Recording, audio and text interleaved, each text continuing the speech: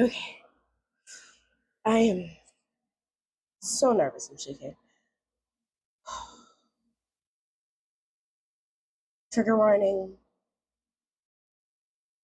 essay, physical abuse of a minor, sexual abuse of a minor. I will have them posted somewhere. Um,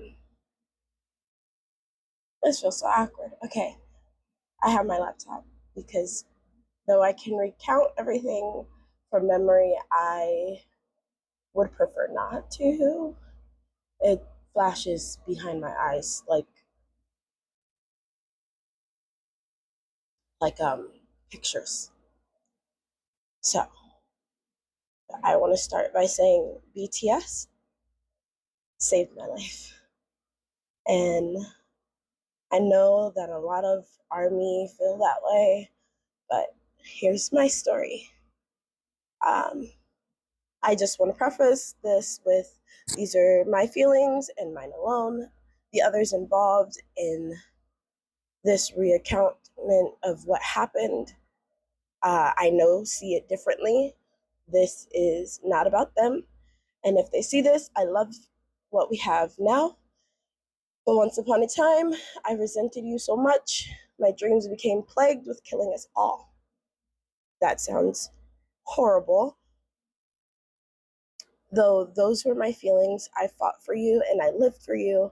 I clung to this earth, not of my own free will, but because I felt a sense of duty to you.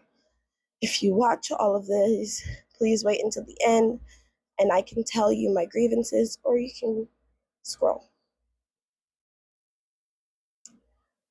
I was 11 when the abuse started, but I was 9 or 10 when life started to change for us. When I went from the two that mattered to a complete failure and disappointment to you both, it started when you met T.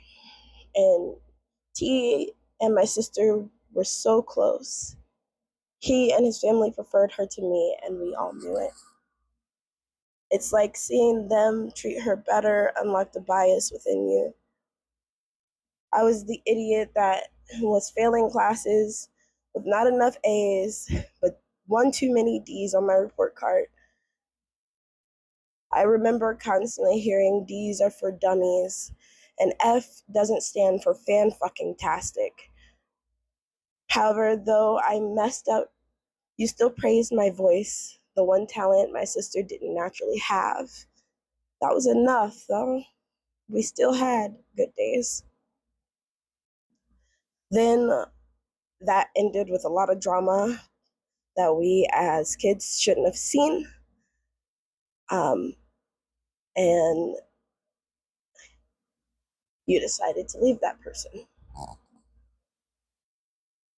Then came the man that would take my innocence and my freedom away while everyone sat back and partook in my embarrassment. His opening was created by the man before him. What I went through was an opportunity created by the blatant favoritism that the man before his family and you allowed.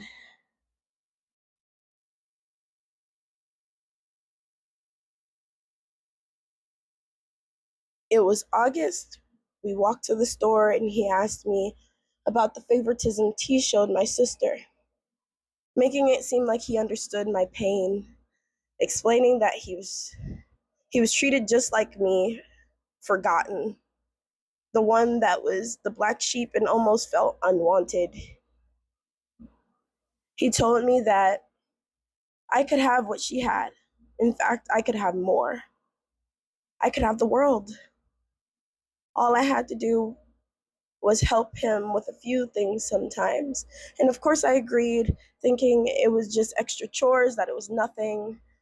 I was so mistaken because I was young. I was 11 years old. The first time he called upon me, feels weird to say it that way, he told me to take my pants off and lay on the floor of his cousin's room. Trigger warning, I will not be using proper terms. I will be using very blunt and abrupt terms that everyone uses in common day. This would be the first time that he fingered me. Then he gave me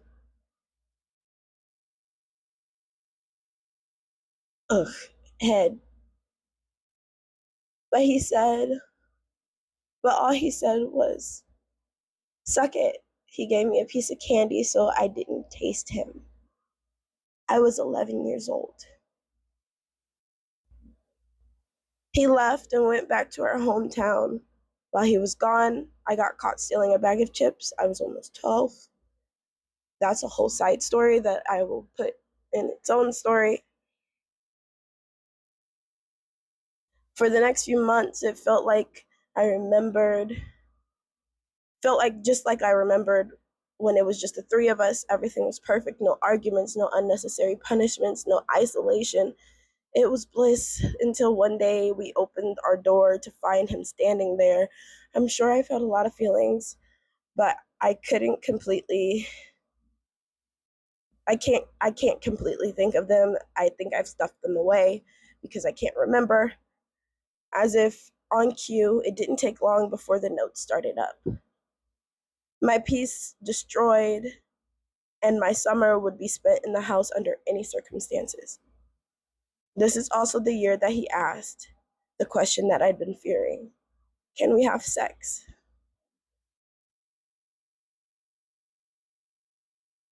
At the time, I had a boyfriend, in whatever term you want to call a boyfriend to a 12-year-old. I expressed that I wanted my first time to be with my boyfriend, so I declined. But I had a feeling he wasn't going to let that be, almost like he knew what I'd do. I got in trouble for texting my boyfriend about sex, even though originally it had never crossed my mind.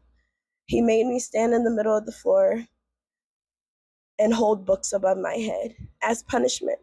Then, to rub salt in the wound, he went live on my Facebook page and publicly shamed me for it.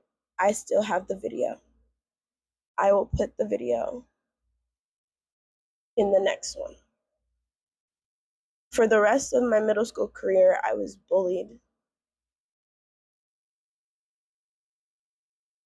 And not completely. I had friends, of course, but my at the time boyfriend did dump me, and the abuse at home just got worse. I was almost 13. Um, the video is still very, very embarrassing, but I'm going to try to reclaim what happened.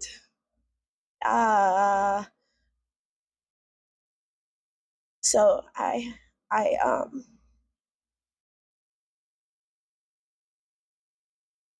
this was a lot.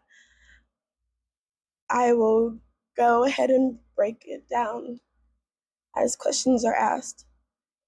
The side story will be after the video of me standing in the middle of the floor that was posted on Facebook.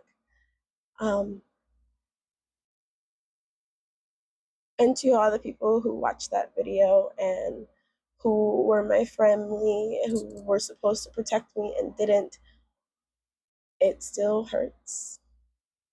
It still bothers me that you just commented. You didn't tell my mom or anyone that that shouldn't be posted, that it was abuse. It's abuse. It's humiliation. That was abuse. And you watched me be abused and did nothing, and then after everything came out said that you would have done something, but you didn't. So this is just the beginning of my story. We still have 2 years to go through.